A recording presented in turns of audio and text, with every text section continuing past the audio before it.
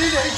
5 লক্ষ টাকা মু আডভান্স পাই যাইছি তোতে নেই পৌঁছে দেলা পরে বাকি 5 লক্ষ পাইছিনি আবে অনেক বড় আবে উঠাও সেটি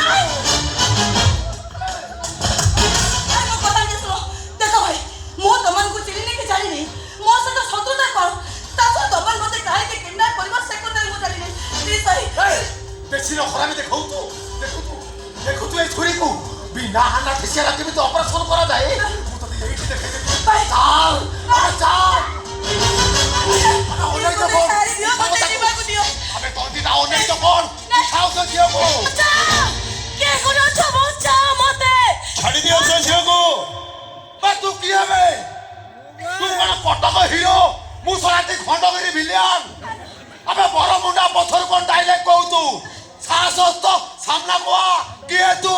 কান্দরে বজরং বলি को গামুছা না মর রাম কান্দরে থিলে রাম রাম ଆଉ ହାତରେ ବାନ୍ଧିଲେ ପରଶୁରାମ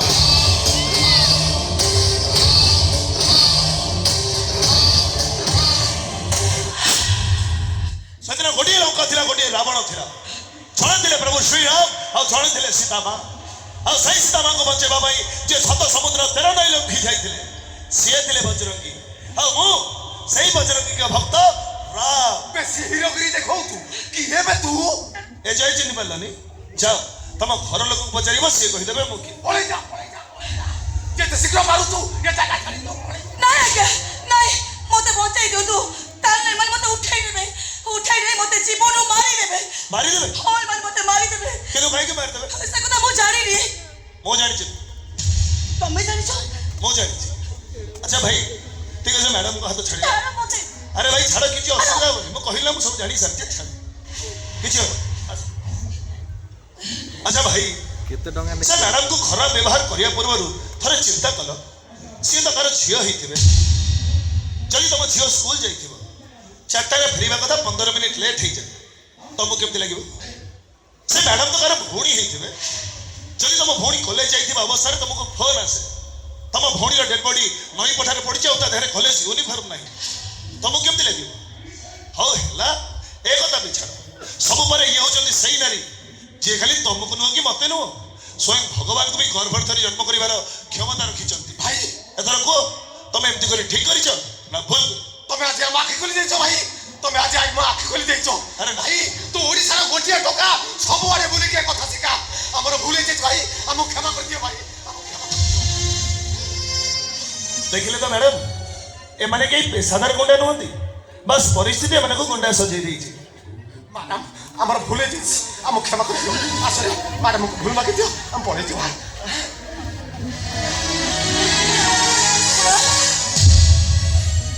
ମ୍ୟାଡମ ସେମାନେ ଚାଲିଗଲେଣି ଆପଣ ଆରାମସେ ଆସିପାରିବେ ଆପଣଙ୍କୁ ଅଶେଷ ଅଶେଷ ଧନ୍ୟବାଦ କାହିଁକି ମତେ ସାହାଯ୍ୟ କଲେ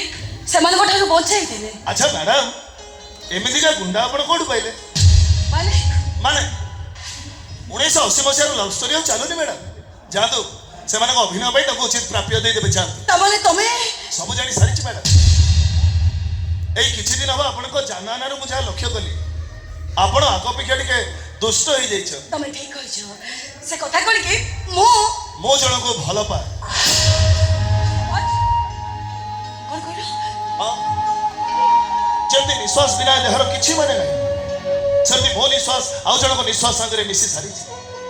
ମୋ ମନ ତା ମନ ସାଙ୍ଗରେ ଛନ୍ଦେଇ ସାରିଛି ମୋ ହୃଦୟ ତା ହୃଦୟ ପାଖରେ ବନ୍ଧା ପଡ଼ି ସାରିଛି ମୁଁ କଣ ତମର ପସନ୍ଦ ନୁହଁ ମ୍ୟାଡାମ ଏ ରାମ ସହରର ଚିକମି ଗାଲୁଅ ଭିତରେ ହାଇ ସ୍ପିଡ ବାଇକ୍ ଚଲାଉଥିବା ରୋଡ ରୋମିଓ ନୁହଁ ଯିଏ ପ୍ରେମିକାକୁ ସାର୍ଟ ବଦଳେଇଲା ଭଳିଆ ବଦଳେଇ ଦବ ଗାଉଁଲି ଟୋକା ବାସି ପଖାଳ ମୋ ଅପାର ହାତ ରନ୍ଧା ଆଉ ଗୋଟେ ବାଙ୍କିରି ପ୍ରେମିକା ବାସ୍ ମୋ ପାଇଁ ସଫିସିଏଣ୍ଟ କିନ୍ତୁ ମୁଁ ତମକୁ ବନ୍ଧୁ ବୋଲି ଭାବିପାର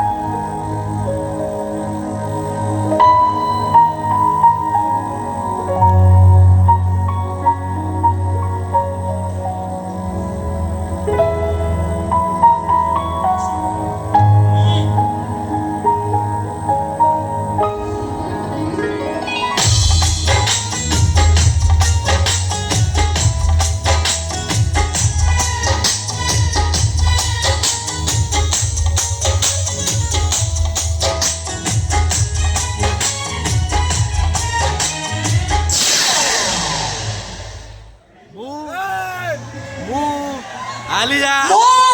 আলিয়া ଆଲିଆ ଚୋକ୍ତେ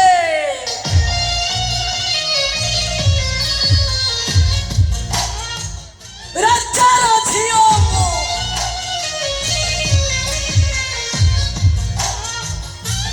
ମୋ ବାପା ଆଚ୍ଛା 14 ପୁରୁଷରେ ଗୋଟେ ଖାସିୟତ ଅଛି।